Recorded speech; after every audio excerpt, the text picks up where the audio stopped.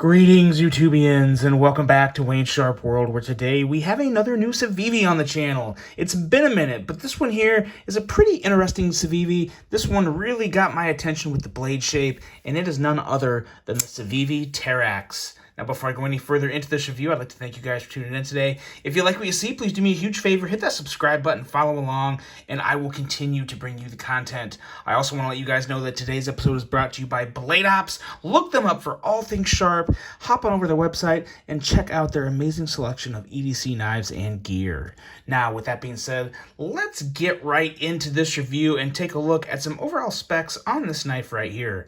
We have an overall length of 8.02 inches, a blade length coming in at 3.5 inches, and a blade width of 1.2 inches.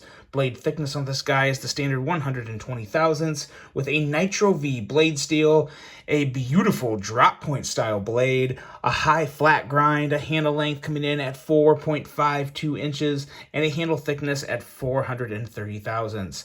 Handle width on this guy is 1.25 inches, and that's right about here.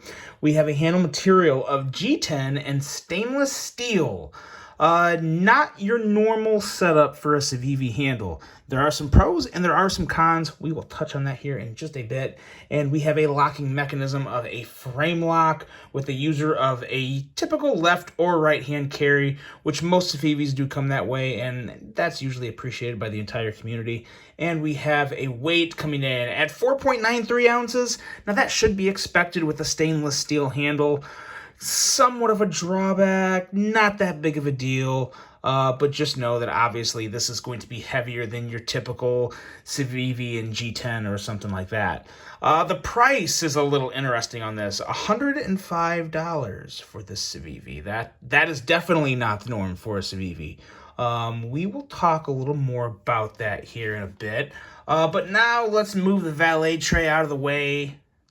That was a really big rhyme. Let's move the valet tray out of the way. Yeah. Let's take a look at some size comparisons here. This is a really nice size knife. I love the length of this knife. Let's compare it to a couple of my favorites. The Hogue K320 Nitron. And let's throw up another Blade Ops exclusive that's still available. The Spyderco Shaman in LMAX steel. There are still some of these left available, and I will do you all a favor and include that link in the video as well. Not many left. I'm shocked there's any left, but there are still a few sitting around. So if you want one, act now, because I have a feeling they're going to go fast when word gets out that there's still some around, because usually they sell out so quick, and people are like, oh, it dropped 2 hours ago. I'm sure it's gone. I'm not going to waste my time looking. Yeah, they're still available right now, so FYI. But as you can see, it sizes up pretty well with both of these. Definitely a little more favorable with the K320 Nitron, but still no slouch to the Shaman. So worth throwing that in there for size comparisons.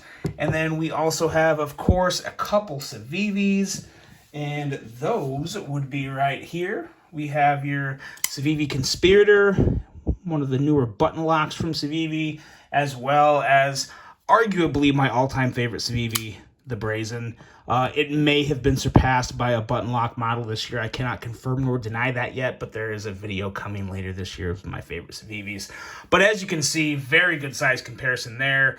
Measures up extremely well with the Brazen, and it's probably the closest comparison I have in terms of knives in the collection, and yeah, very comparable.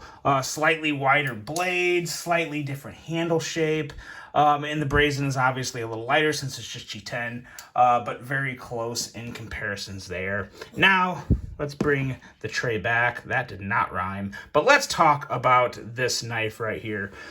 Start with the blade, because this is really what made me want to check this knife out. And it's nothing like super exotic and crazy special, but it's beautiful. I love a wide drop point with a nice, long, thin swedge.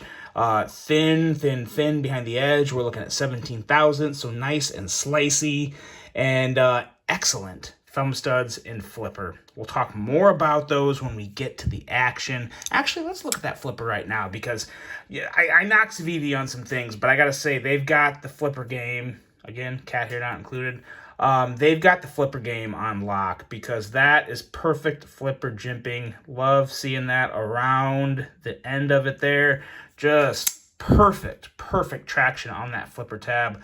Love that a whole lot, and really just love this blade in general. I'm a big fan of Nitro V. It takes an excellent edge, easy to sharpen, at least from my experience, and just a very nice steel overall. Going into the handle and ergos, and this is where things can get, I don't know if I'd say questionable, but just different and something that you're not expecting with the Civivi. The ergos, first off, are pretty good. They're nothing to write home about, but I'd say they're better than okay. I would call them good. Handle shape is very nice, but again, for me, what throws me off here is this clip. You probably knew I was going to say it, but you have such nice lines on this handle. I love the way they incorporated this G10 inlay in, what is that? Bothers me, my OCD. Take a look at that little white spot there. Love the way they incorporated this G10 inlay, the lines within the stainless steel, and just how it ends back here too. It's nice and clean. There's no, gaudy areas of just kind of like afterthoughts that they didn't really think through. There was a lot of thought put into this knife in terms of the handle design, and I do appreciate that a whole heck of a lot. I love how they blacked out that Civivi C. You knew that was coming, but I gotta give props when I see that, because I like that, and that blacked out C really does help pull the front of this knife together. You don't have that shiny C like you have on the Brazen. Just think if that was there, how much of an eyesore that would be. So good call on blacking that Civivi out, that C out Civivi. And over here, this is where things get really interesting. And this is where there's even more thought that goes into this design, because not only did they make this G10 inlay look really good, they made it functional and serve a purpose, because it serves as an over travel stop for the lock bar here. Normally there would be an over travel stop on the inside here, kind of by the detent ball. If you can see the detent ball in there, it's kind of shining. There's the detent ball. Usually up in that area, there's an over travel stop that'll keep you from, when you go to move the lock bar out, you won't move it out too much and like bend the lock bar back. But this inlay serves as the over travel stop, so you cannot, it stops right there. There's nothing you can do. You can listen. If you listen, you can probably hear it hit it. Oop. See it? It hit it. And that keeps you from bending it back too far and messing up the lock bar. Guarantees consistent quality, and just really helps improve the longevity and lifespan of the knife. So, and you guys all know G10 is super tough, so you don't have to worry about that breaking or fading or wearing down on you. So love the way they incorporated that inlay to serve as the over travel stop. And of course, since this is stainless steel and not titanium, you don't have to worry about a lock bar insert up here. There's not one, because stainless steel is hard enough to where you don't have to worry about it wearing down and creating blade play or anything like that. So in terms of all that, it really is a solid handle design, and I think a very well thought out design, really creative design. So I will give Civivi a lot of credit for that. I just still don't know how much I love stainless steel, especially at $105. Now I know there's a lot of time, or more time than normal, put into this handle for the milling, the engineering. There's just extra little things that accumulate to extra time in overall manufacturing of this handle. I get it. I just still don't know how I feel about that for a Civivi knife. We'll hit on this more later in the review. But outside of that, the handle and ergos are pretty solid. There's some good ideas, a nice color scheme, good lines, excellent design in general for the handle. So that's all a winner except for the clip. And I'll touch more on the clip in my overall thoughts as well. But now we get into the action, and that is also a very good point of this knife, and that was expected. Yeah, it's Civivi action. It's really good. Blade shakes shut very easily. These thumb studs are fantastic. I really like the shape and texturing of these thumb studs. Sometimes the thumb studs can be a little taller and not have quite as much of a dome or like pyramid top. Sometimes you just go straight up and are a little flatter. But these have a nice kind of pyramid stair-step jimping up on them that are very nice. The placement's very good. So whether you are thumb flipping or you're middle finger flicking, it's just very, very nice and easy and enjoyable to kick that blade out. So very nice thumb studs. And then, of course, this flipper tab back here, I already alluded to it, but excellent jimping back here. Effortless flipping. Really is effortless flipping. It kind of, every once in a while, I don't get this feeling all the time. Sometimes I flip this blade out and it feels assisted. And then other times, it just feels like a regular flipper. I don't know what that's about. I think that might just be me. Another thing I've noticed about this that I really like is having the lock bar so narrow over here and being protected by the G10 inlay. I don't have to worry much about me putting too much pressure on the lock bar to make the flipping unenjoyable or making the flipping hard. I'm purposely putting pressure right here to try and hold the blade in with the lock bar. No issue. So very, very smooth in that aspect, and really just a joy to deploy, whether you're fidgeting with it or just using it. So thumb studs, flipper action, all that, very much good to go on this knife. So what does that leave us with? An excellent blade, overall good handle and ergos, and action that we expect from Civivi.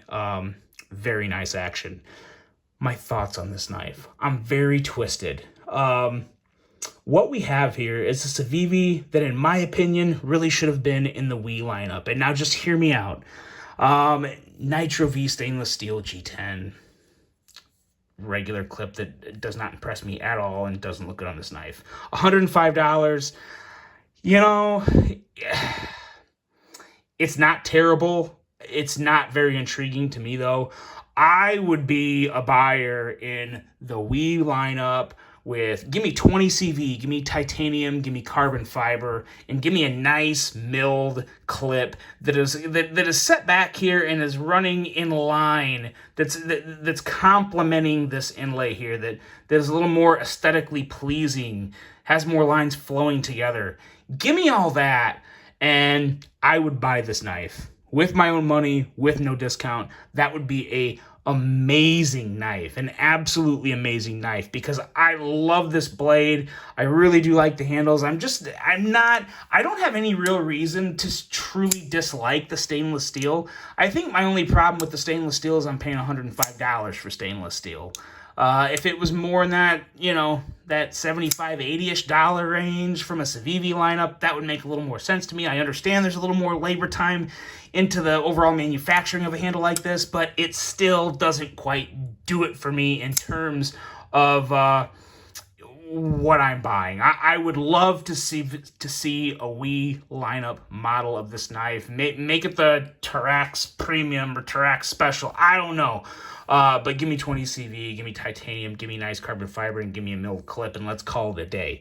As this is right here, it really is still a good knife. It's definitely not bargain of the year. To me, it's maybe a little on the higher side, but at the end of the day, it does have very good quality, very good fit and finish, and excellent design, and it feels pretty good in hand. So, take that for what it's worth. It's a solid knife.